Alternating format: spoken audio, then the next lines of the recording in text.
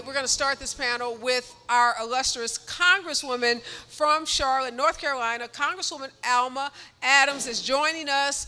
She, like all of us, are concerned about this election, and she agreed to just sit down and have a couple quick conversation about this election. Congresswoman, thank you for your service. Thank you for your work. Thank you for being out on the campaign trail. Yes, let's give our Congresswoman a big round of applause. This election, Congresswoman, is so important. And we are in an important battleground state of North Carolina. There's a lot of focus on it. We know Donald Trump won North Carolina in 2020 by 74,000 votes. What are you feeling and what are you seeing? Well, first of all, thank you for being here, and thank you all for coming out, and thank you. I know you all have voted already, so I won't ask, have you voted? But it is an important election. It's probably the most important election of our lifetime. Our lives are on this ballot. Our very lives are on this ballot. All the freedoms that we care about, whether it's the freedom to vote, whether it's the freedom to read what you want to read, to go to whatever school you want to go to, the kind of health care you can have, making the decisions about your health, all of those things are on this ballot. Now, I'm impressed, having taught for 4 decades at Bennett College in Greensboro.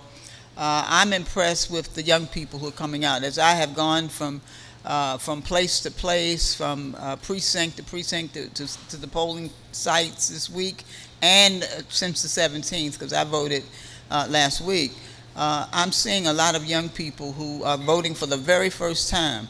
Now, that gives me a lot of encouragement, because when we talk about what we really want, what I know the Harris campaign is all about, I think our young people are really beginning to see that, because what they care about, and that's kind of my slogan, what matters to you matters to me. That's what I say to Charlotte as I've represented this community. But I think what matters to the young people matters to Kamala Harris and the brother that's running. I still call him the brother that's running with her as vice president. I just think that we've got 6 days, and I believe that we can get it done. And it's very interesting that everybody is seeing the numbers, because I talked with one of the publications earlier this morning, and they said, well, you know, I'm hearing from people and they're saying, well, North Carolina is not doing what it needs to do. But we know that we can do it, and we know that we want to do it. We know that we have to do it. You know, we can't hope it's so. We can't think it's so. It can't even be maybe so. We got to vote it so. Right. And right. So, absolutely, if we can do that. Now, I'm noticing that initially the lines were really long. Then they slacked off a bit. But listen, the Lord has been so good. The weather's been great. There's no excuse about that. So people are standing in line, and they don't mind it. And I think that that's really important. So I think North Carolina can bring us through. What we say in Charlotte is that the White House comes through North Carolina, but more specifically, it comes through Charlotte. And so goes Charlotte, so goes North Carolina, so goes North Carolina, so goes the nation. And so we don't want that on our backs, right? Charlotte can show out, and I believe that we're going to do that. And in spite of all of the things that, you know, it's a way to discourage people. And I think that some of the things that I'm seeing that the Trump campaign has been putting out, for example, they've got a thing that they're putting on people's doorknobs, mostly independents. And they're saying, or people who are unaffiliated, and they're saying, well, Trump wants you to vote for 3 reasons. First of all, vote early, because you can get it out the way. Then you need to vote. Because in North Carolina, they count those votes, those mail-in votes, every day. And if our numbers are large, they say, and they're talking about the Republicans, if our numbers are large, then the folks on the left will get discouraged, and they won't go out. And so we don't want to get discouraged. For people who say they're not going to vote, my vote doesn't matter, your vote does matter, but it won't matter if you don't vote. Well, thank you so much, Congresswoman. As I shared with you, I've been on a 7 Battleground State Tour.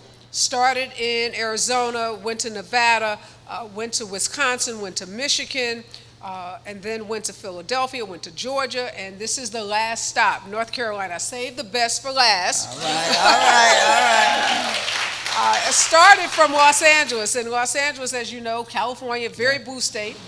We have some important congressional races, and we can actually turn or flip the Congress to make sure that we have a majority, Democratic majority in the Congress based on some of our key congressional races. But in each of the states, I've gone door to door. I've talked to voters. I've knocked on doors. I've canvassed. I did that today in Charlotte. And one of the things I am hearing, not a lot, I'm encouraged like you are that we can win this, but there's still some apathy. There are some folks who feel like voting won't change their lives, won't change their situations. We talked to some young men today that gave us that response. And in these last 6 days, what advice do you have for this group? All of these folks, we're like preaching to the choir. They're dedicated, they're doing their civic engagement, but they have an opportunity to multiply, to amplify their voices. So what would you say to them about how they can do that? I know you all have voted. What I would suggest and what I would encourage and urge folks to do is to think beyond yourselves, think beyond your households. You're going to get all your folks out voting, but all of the people you know, the people you don't know, the people you like, and the people that you don't even like. As we say, we want Lottie, Dottie, Mama, and them, everybody. To vote, and I think we have to really push people and let folks know what's at stake here. Because when you say it doesn't matter, does it matter that your parents and your grandparents are going to have health insurance? They're going to get their Social Security because they're still trying to help you go to school and do all the other things. Does it matter if you can have the right to vote? We're still talking about whether or not we have the right to vote. And we thought, I hear people tell me all the time, well, I thought we already got that. Well, we got it temporarily. And if we have the wrong people, I tell good people all the time, if good people don't go to the polls to vote for good people, bad people get elected. And they do awfully bad things to good people. And as I have not only traveled this state, as I have traveled this political perspective from school board to Congress, I have seen bad things happen to good people, only because the people who are elected to serve are not making decisions for the people that they're serving. They're making decisions for themselves. And so and I say to those young people and older folks too who say that it's not going to matter, it is going to matter, because you'll think about it may not matter to you today, but it's going to matter tomorrow if the wrong person gets in that White House and tear it down, but not only tear the White House up, but tear up our nation. And so democracy clearly is at risk here. I was in Washington on January 6th, and I can tell you that was a very horrible, horrible, scary, scary time. And so I think the thing we need to worry about really is when Trump loses. We got to be prepared for his loss, and I'm saying, and I'm calling that right now. Right. Claiming it. Yeah. But listen, we have an opportunity to make history, and as I say, to make her story too. Right. And we need to do that. And I think if we continue to work hard, if we continue to talk to everyone, people that maybe don't even talk to you, talk to them. Let them know that. And if you watched, what was it, Sunday, that rally in New York, that was awful. And I hope that people really read into what was said and how it was so disrespectful, even if you are not one of the names. Of course, it's all of us, because anytime you're going to go to a Halloween party and carve a watermelon, I mean, that's kind of, we know what that was. Right. And all the other awful things that were said. So I just think it's almost like we have to just kind of, you've seen the commercial where the person just slaps himself. We just go slap some people with the words to let them know that, listen, democracy's on this ballot, and if we are intending to live in a world where we can all not only live together, but make sure that we have a decent quality of life for everyone, then we all must have a stake in this. I don't want people to tell me, well, I voted. Well, good for you. Who did you take with you? Right, Who did right. you call? How many doors did you knock on? Those are things that we really must do. That's the ground game. That's the ground game. You can't do it at home. We're not sitting behind those what I used to call those mirrors now, and we're not sitting behind when COVID was here, right? I called them the Hollywood Squares. We're away from that. We're out in the open, and so there's no reason that we can't really take it upon ourselves, take that responsibility, knock on those doors, talk to those young people who are just turning 18, help them to realize that it's really their future that we're talking about and their livelihood. Well, thank you so much, Congresswoman Alma Adams. Let's give her a big round of applause. We are so grateful to you, the work that you're doing, the service in Washington. And we heard it from her that we are going to win North Carolina because the pathway to the White House is through the great state of North Carolina. Thank you so much, Congresswoman. Hello, Charlotte. My name is Areva Martin, and I am so happy to be with you tonight. This is stop number 7 of my 7-state Battleground Tour. I've been all over the country talking to voters, particularly high opportunity, what some folks call low propensity voters, but I call them high opportunity voters because we know that this is going to be a very, very close election, but we also know we can win. And we can win if every one of you that are gathered here today does your part. So we're going to have a really spirited conversation tonight with some local leaders about what we all can do to ensure that we are tapping into our networks and we are ensuring that everyone that we know registers to vote and exercises their right to vote. This is a part of the Harris-Walz initiative of getting people in battleground states to really appreciate how important this election is. So I've been talking to folks in small groups, having these intimate conversations because we know that people who are on the margins, who may not vote, they're not going to rallies, they're not listening to the big ads, they're not tuning in to a lot of what's happening, say even on cable news. But when they get tapped on the shoulder by a friend, by a trusted messenger, that is how we move them to vote. So everyone here, your presence here tonight is so important. This series will be on YouTube. It'll be broadcast on all social media platforms.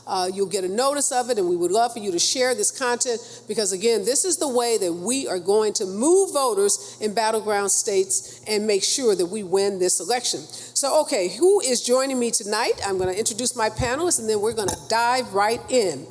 Edwina Corprew is here. She's the founder and CEO of Our Safe Place Black Women.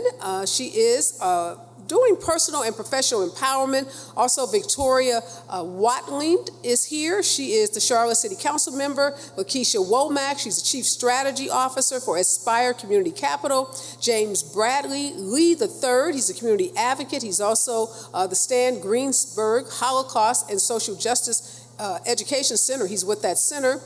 Gregory Jackson, he's the founder of Heal Charlotte, and Alicia Brown. She is the founder and managing partner of Justice in Law Center.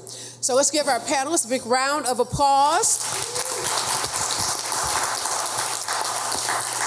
All right, I'm going to start with you, Gregory. You look to be like a millennial. I don't know. I'm not going to ask you your age, but I'm just getting that millennial vibe from you. A lot of conversation recently about black men and young black men not being enthused about this candidacy, not being enthused about this election, and many of them not necessarily deciding to vote for Donald Trump, but they're really deciding between voting and not voting. Tell us what you are hearing and seeing right here on the ground in Charlotte. Yeah, so I work with a lot of young black men in the city. I like to say that I'm a mentor to a lot of them, whether in graduating from high school, in college, or young black men that are in middle school or elementary. But what I've been able to see is it's not personal for them. They don't feel the outcome of what they're voting for. And when I talk to them, I have to make things relatable for them, and I have to bring it down to the ground on how they're personally affected by everybody that's in office. And I do that by going through my testimony, talking about my organization, how we benefited from having a partnership with local government, how those funds can come federally, state, and on down. And when they start to understand that I am a direct benefit from who's in office, they start to get enthused about voting because they know they can relate to it. It's gotten closer to the ground for them. But before that conversation, they don't trust government. They don't trust anything that looks like government, that sounds like government. And I mean, look, they're justified in that. They're justified in their feelings of that. Our goal is to be able to break that barrier down for them and be bridge builders for them, so they understand that they can't miss out on this opportunity. They have to understand that there's history behind us being able to vote. Right? And that's not always taught in the households of the families that I'm working with, right? I work with the children that are homeless, McKinney-Vento kids that have nowhere to go, kids that don't have their own room, kids that don't have time to worry about who's in office, parents that don't have time to worry about who's in office, or they think they don't have time for that. So my goal is to make sure that they spend a block out of their day to recognize that they do have time for it, and that it's that important to do so. All right, Victoria, you have run for office. A lot of folks have been critical of the campaign, and I have to remind people, it's a 90-day campaign. This hasn't been a year or 2 years, and there's a lot to celebrate, like $1 billion raised in 90 days, like getting hundreds of thousands of volunteers and getting endorsements from some of the biggest, pop culture figures. But a lot of folks are still critical. Help us understand, as someone who's run for office, what the challenges are and what we need to be thinking about in these last 6 days, because it's go time. Absolutely. So first of all, you mentioned it, so much to be celebrated in the last 90 days. It's really been incredible to watch and to be a part of. And that is the part from when you're talking about running a campaign that is the hardest thing, is to help people understand that your message is not just about you. You may be the person that's sitting or offering yourself up for service, but it's about the vision that is community driven and community led. And so like Greg was talking about, the hardest part of a campaign is connecting the message and connecting the reasons to vote to the individual. Everybody has a role to play, and the candidate is not going to be the single source of all power and all decision making, but it's about getting people in seats that can listen, that are going to be tied to their community. As the Congress member said earlier, it's really about what's important to you is important to us, and that's the tough part in a campaign, is getting people energized and getting people to internalize the message. Well, I'll ask you, Alicia, are you feeling the energy? Are you feeling the momentum here on the ground in Charlotte?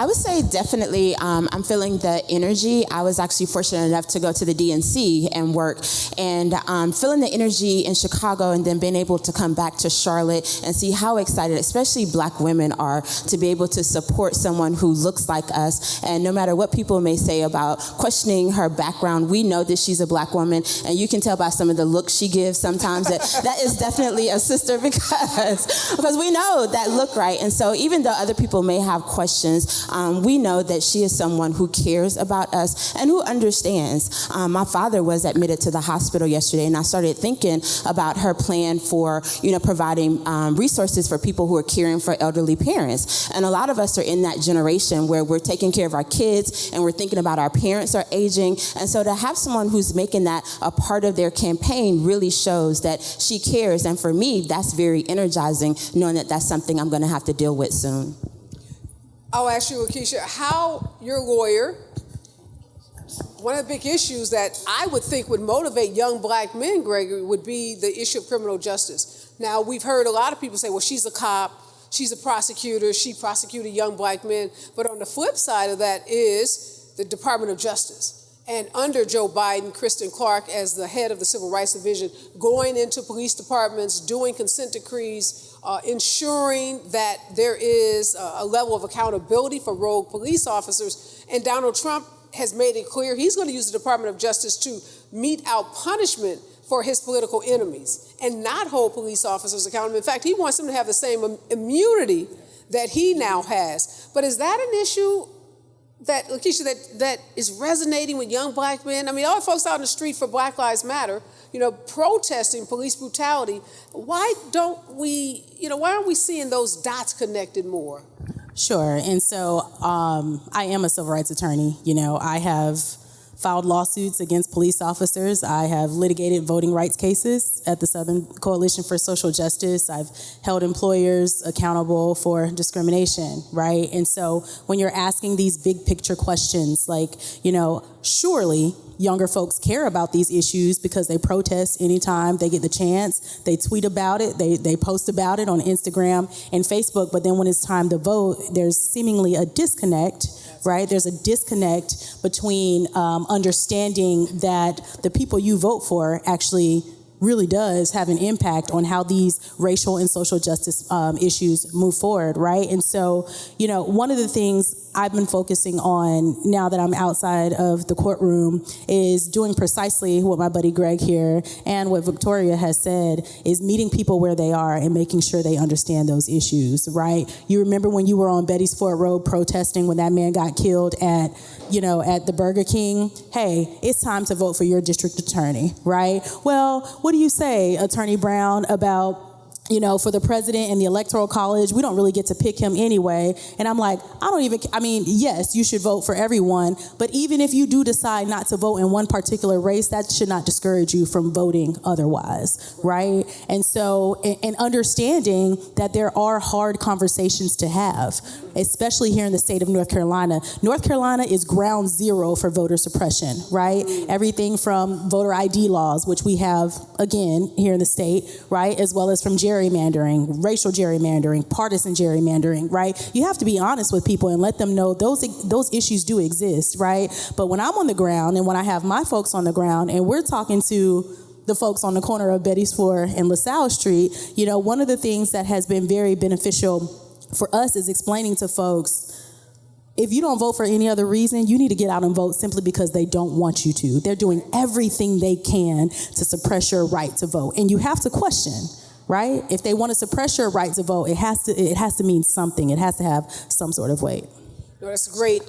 So the economy, Edwin, I'm going to ask you this because you're a business owner.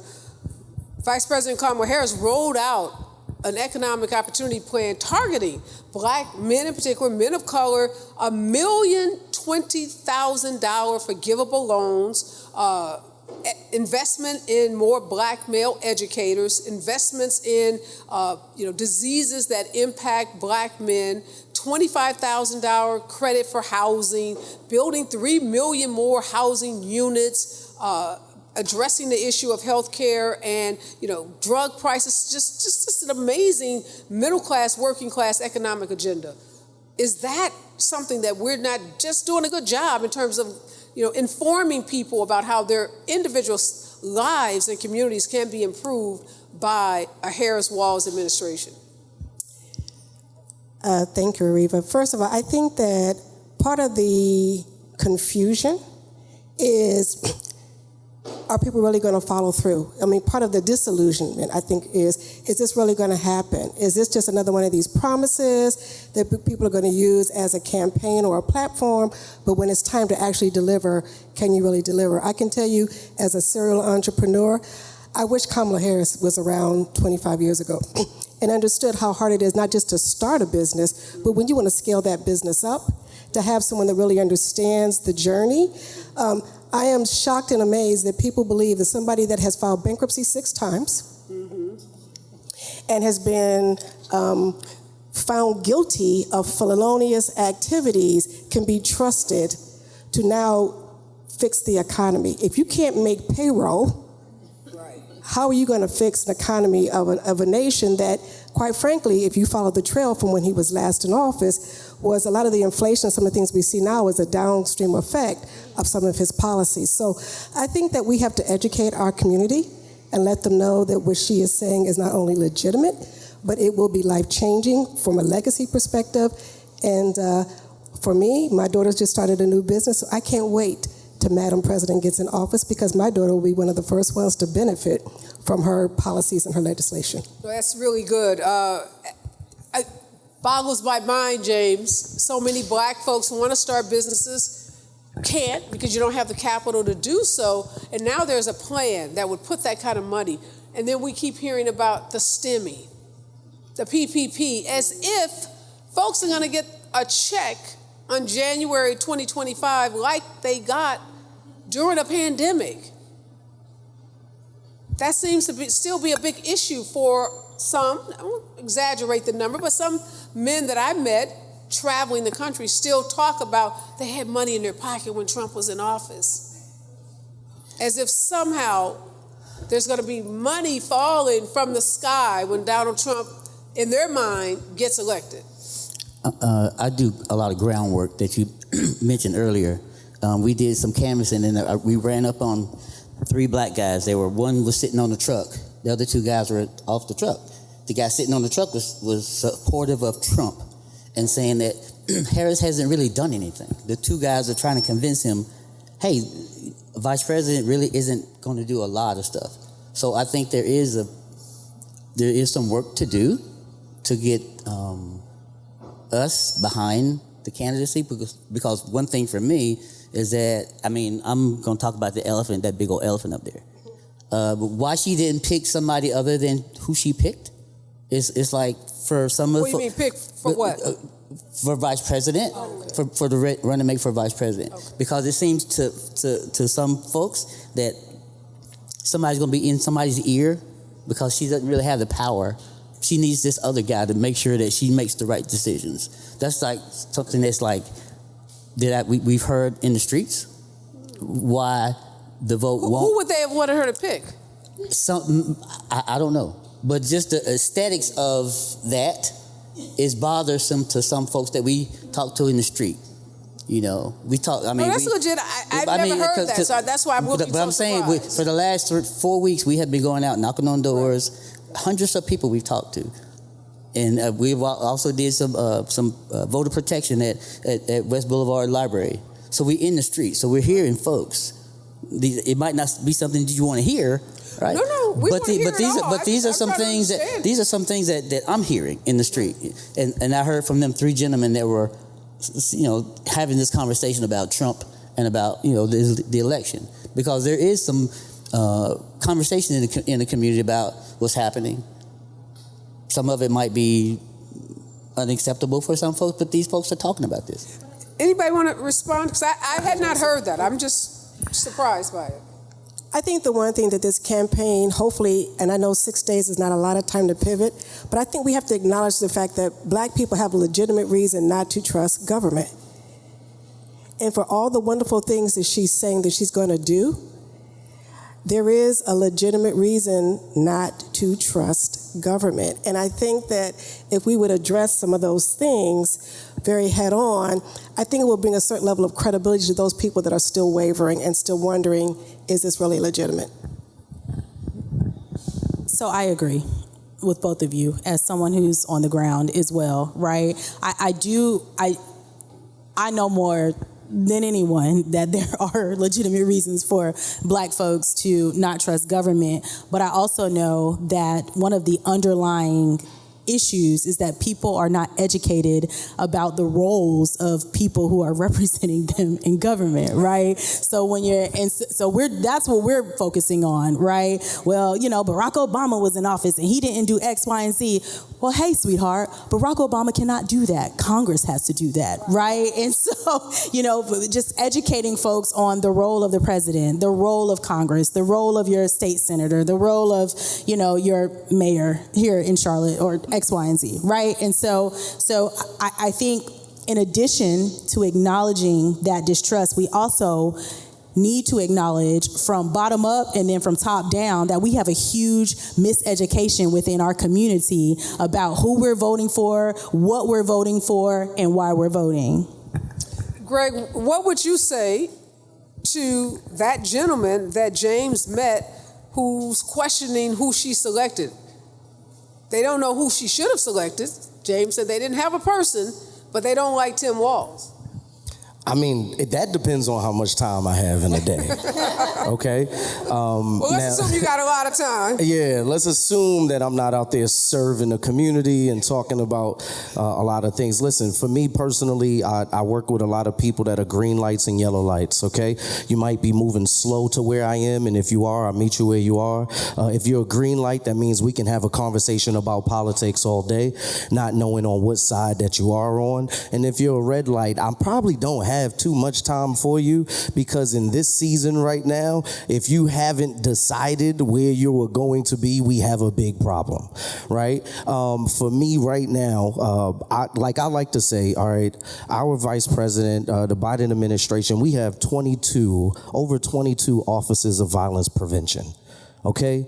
That has never happened in this country. At all, okay? At all. The work that I do of serving my community of young black men that are losing their lives every day due to gun violence, it is directly impacted because of the administration that exists right now in the White House. I couldn't get funded if that didn't happen. Right? So somebody can't tell me, my testimony don't change, right? And I have to go through line by line how I am directly impacted by what is going on at the White House and how it trickles down to me, right? And if I have time to do that with you, I will, right? But if I don't, God bless you. Thanks for coming out. Good night, right? But as far as young black men voting, as far as the economy, as far as everything that is happening right now, we need to stay focused on letting the main thing be the main thing. The main thing is we cannot have another 4 years of bigotry, racism, and just simply man rhetoric just running everything, okay? We can't have that, not the way that he's doing it. We can't do that, right? I'm ready for our first woman president, our first black female woman president. I'm ready for that. For all black men that you think ain't voting, let me speak on our behalf. We ready for this sister to come on. Yes, wonderful. I think we got a feminist on the panel. All right. Yeah, Victoria, it's frustrating, and Greg is right. Sometimes you got a lot of time, sometimes you don't have a lot of time, but we got 6 days. And to win, we do have to get those voters on the margin. Maybe picking up 50 in this district, 50 in that district. So it's not going to be everybody. Mm-hmm. So give us like what you're doing, mm-hmm. so everybody can have like a action list when they leave here today, because these are the folks that have voted. So, but they've got to go out and get those people that have those theories that we don't have time right now. Ain't nobody changing the ticket. The mm-hmm. ticket is the ticket. Mm-hmm. So we've got to just go with the ticket. And we're pragmatic as black people. Mm-hmm. We're aspirational, but we're also very pragmatic.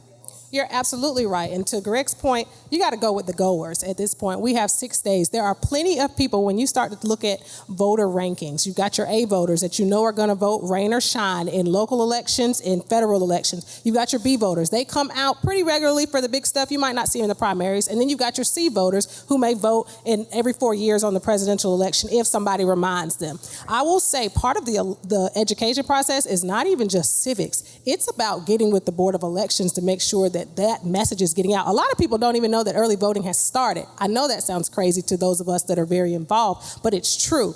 So at this point, when it's crunch time, it's not even about standing at the polls. Those people are there. And in the general election, they know who they're coming to vote for. It is about reaching the people in your network, your family, your friends, your church members, your people you go to the barbershop with. Those are the people that sometimes all it takes is a reminder. Hey, have you voted yet? I'm going down next week. Or, I've been trying to get by there, but I'm going to go such and such a time. Well, did you know that there's an early voting site right next door that you can vote anywhere? Those are the kinds of things that on your day-to-day, you're going to the grocery store, you're going to the gym. That's when you engage folks, because as you mentioned earlier, the people that are plugged in, I don't need to see you at another rally. I need to see you talking to the people in your neighborhood. So that's what we have to do, because the key piece, not just for campaigns, but after the election, right? When you start to talk about feeling like people are disenfranchised or it doesn't matter or who's going to be in somebody's ear, well, if you're worried about the white man being in her ear, you get in her ear, because we have a responsibility as citizens to follow up and stay engaged with policy at every level, and that's how we make change. It's not just about putting somebody in the seat. You've got to inform them, because their job is to represent you. There's been a lot of talk about Obama, who's been out on the trail. Some folks were upset. Greg gave me the side eye. Some like, yeah, that was some folks. Some people are upset about his tone. So I want to talk just briefly about what is the tone in these 6 days. You know, is it the carrot or is it the stick? And I think Obama kind of, brought his tone back.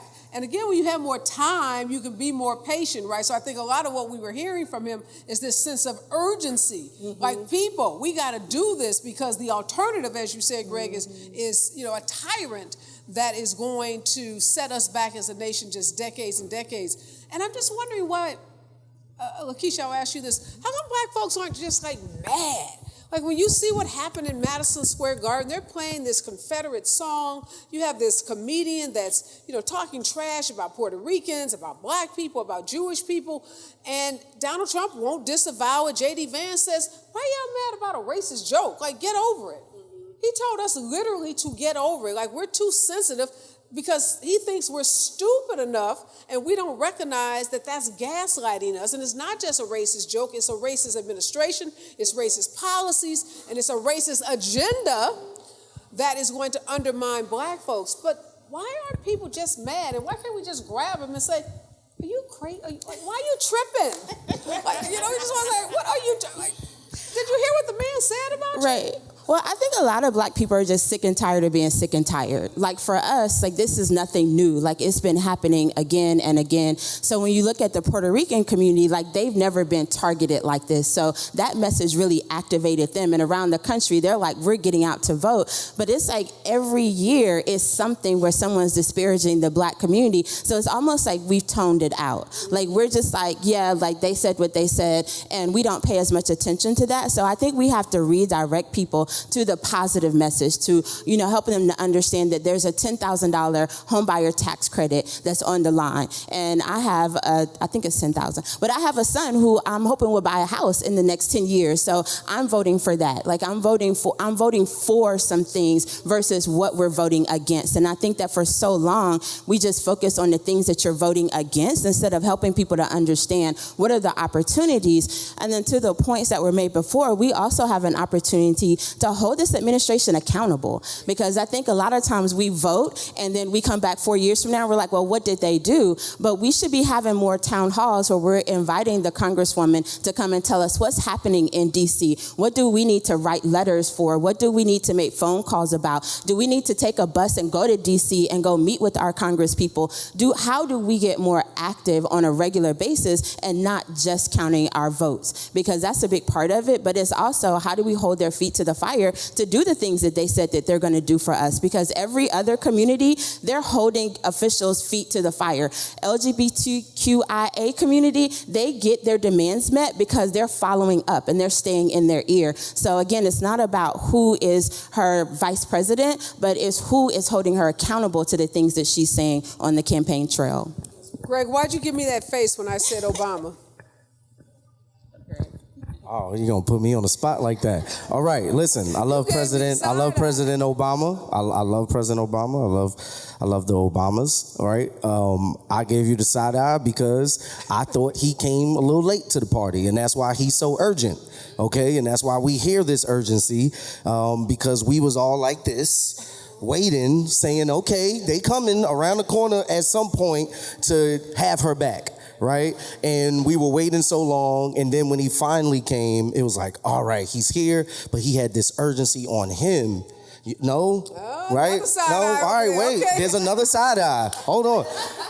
She's the one. So I'm gonna pass it to her because she the one. She know the politics, okay? I submit. No, I think it's a catch-22. It's like, I ain't gonna say the word, dang if you do and dang if you don't. Because I think if he would have shown up too early, then it would have been like, oh, of course the black president is gonna show up for the black woman, right? There's strategy in all of this. And when you talked earlier, before you even said the word urgency, that's the first thing that came through my mind. His tone is a tone of urgency. And let's be real, even if Obama did not step up to support and rally on behalf of Kamala, we all know Kamala Harris is overly qualified to be the president of the United States of America, right? Yeah, absolutely. And the problem is, we as black women, we always have to be 10 times greater, not even 2 or 3 times greater. We always have to be 10 times greater. We always have to, explain a little bit more about what we're doing. And we always have to talk about our JDs and PhDs and X, Y, and Zs just to get someone's attention. Kamala Harris is overly qualified to be the president of the United States of America. Well, and that's why he shows up. Stack her resume against her opponent. There is not even a comparison. I mean, there's just no comparison. And you're right, we have to be 10 times better. And she's been 10 times better. She is 10 times better. And Donald Trump's ignorance, his lack of knowledge, his lack of historical knowledge, I mean, he just says the most just ridiculous things. Like, he said, how come Abraham Lincoln didn't negotiate with the southern states to avoid the Civil War?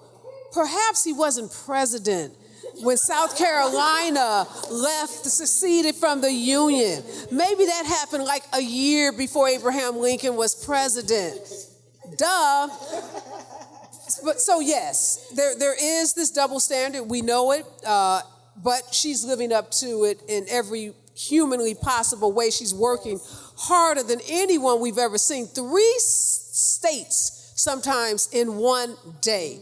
And I've known Kamala Harris since college. She went to Howard, I went to the University of Chicago. We met during our college years, and I've worked on all of her campaigns. I've worked with her in the state of California, and I know what her work ethic is like. And we all know, you're not going to be the attorney general for the largest state in the country, California, win a statewide election unless you are 10 times better. You're not going to become a U.S. senator and then a vice president. I mean, you can't even, her resume is just impeccable, but yet there are those who engage in this false equivalency and want to equate her with him. And so we have to resist that. And we have to resist those that don't necessarily understand the strategy.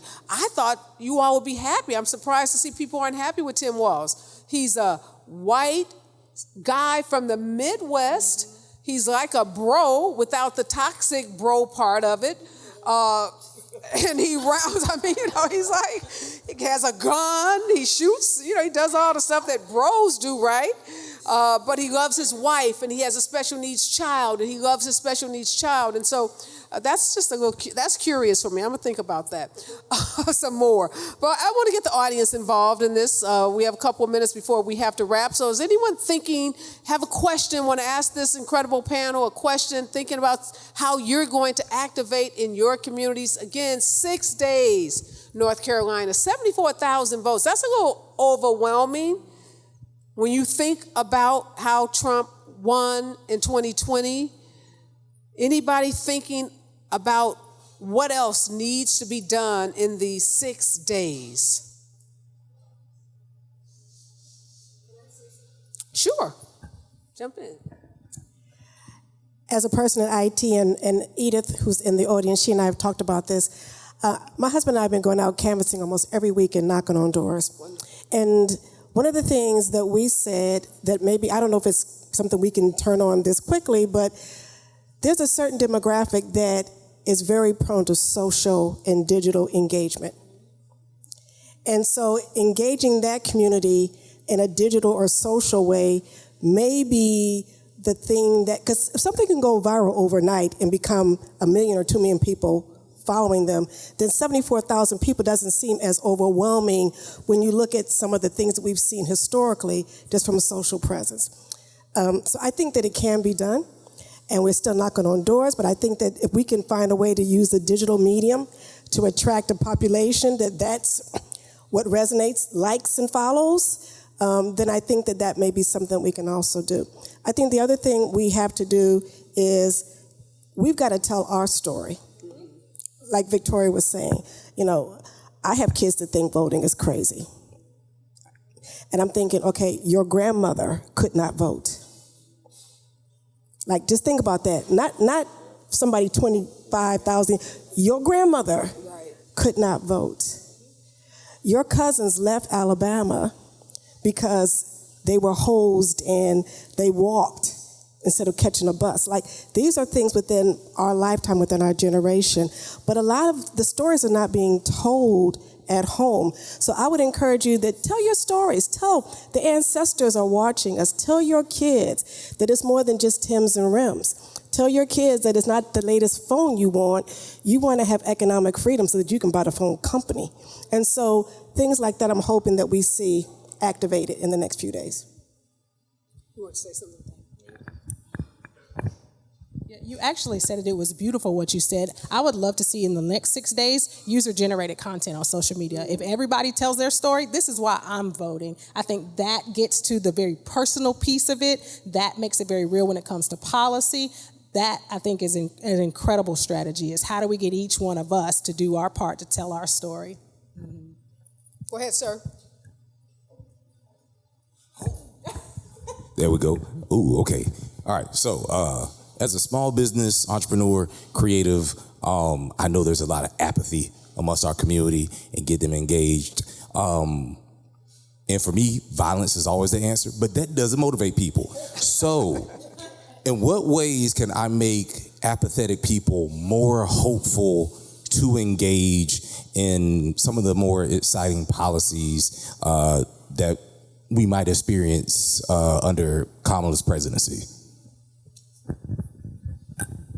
I would say ask them what their pain point is. I think that too often we assume that everyone has the same problem, but for some people, and I know that it can be odd to some people, but climate is an issue for a lot of Black people, because when you look at it historically, power plants and landfills are put in Black communities, which impacts our health outcomes. So you have to start asking people, what's your issue? Like, what do you want to see from the government? And then you start thinking about, okay, what policy exists that aligns with your issue? Or you can start thinking about, well, this is how we can organize around that issue. Or this is an organization that's already organizing around that issue. But you really have to make it personal. As you were saying, it's like, it's not just about what my story is, but what's your story? What's your issue? What's causing you not to want to vote? And then how do we have a conversation to bridge that gap? I know for me personally, working with the creatives in the city, I like to find out what are new policies that are happening in council, or what's a new proclamation that's been happening, that's been declared by the county, and then helping the creatives of the city understand that so they can help me control the narrative and control the messaging, because that's what our artists do, whether it's on garments, whether it's on murals, whether you're DJing. When you know the policies, when you know the laws and you're informed about it, then you can translate that information to the people that's your audience. And I can't do that all the time. You know, Wes is at the party. You know, if he's on the DJ booth saying, "Yo, Charlotte just declared violence as a public health issue," like when the creatives know that, now I was able to raise $20,000 for 20 artists. They all got paid $1,000 to create paintings and poetry that was around gun violence that happened in Charlotte. And that was because we knew what the policies were. We had to do that information, and we can't work in silos. So social entrepreneurs got to work with the creatives, for-profit got to work with the nonprofit, and every institution has to work together and share the information.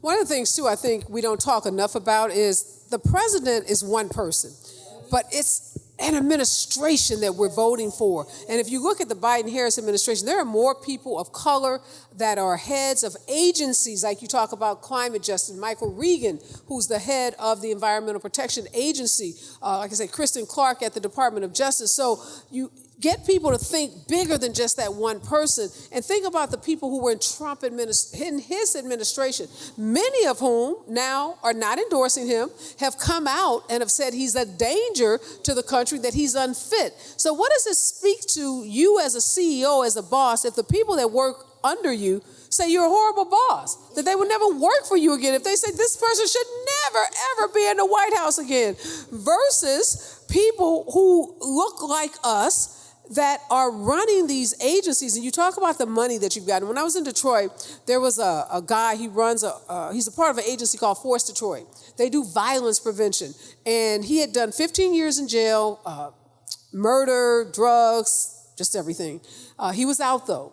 And his organization got ARPA dollars, American Rescue dollars that were on the street. $10 million went into Detroit nonprofits. So he was a walking, living testimony like you. He'd been to the White House a couple of times. He was working with the gun violence prevention officers at the White House. So he could go on the corners and get guys off the corner who had records, but who could vote, who didn't know that their voting rights have been restored in the state of Michigan, and encourage them to vote. So we need people who don't, again, fit the traditional mold of Democratic voters. We need them activating. That guy, I was like, oh, I wish I could just carry you around the country because his story was so powerful. I mean, he had done so much great work, and he goes into the toughest neighborhoods in Detroit, and he like literally takes guns from people and helps them move into safe environments. And he knows that if he hadn't had that opportunity, if that organization didn't have those dollars, he would have been dead or back in jail. And, you know, you don't get more, I mean, you can't think of a testimony more powerful than that. So we've got to talk about those other offices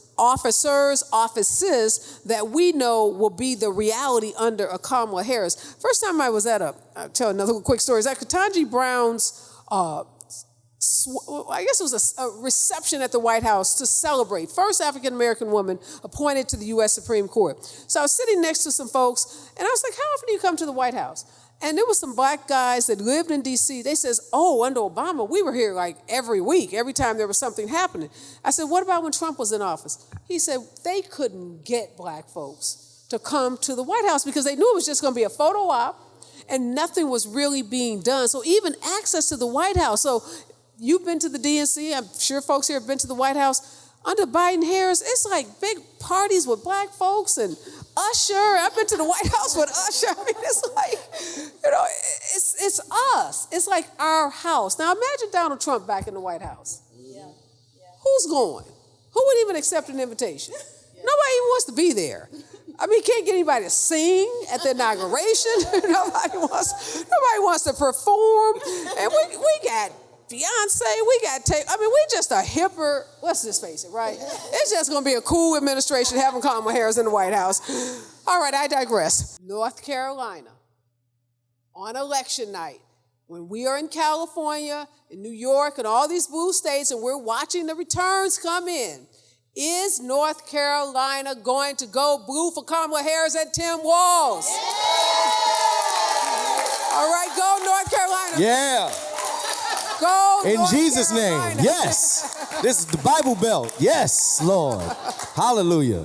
And one more thing, because this is the last stop of my 7-state Battleground Tour, and I'm spending it tonight in North Carolina. Everybody, have a drink on me. All right. Thank you, guys. It's been amazing. Turn up the music. Have something to drink. Let's go, North Carolina.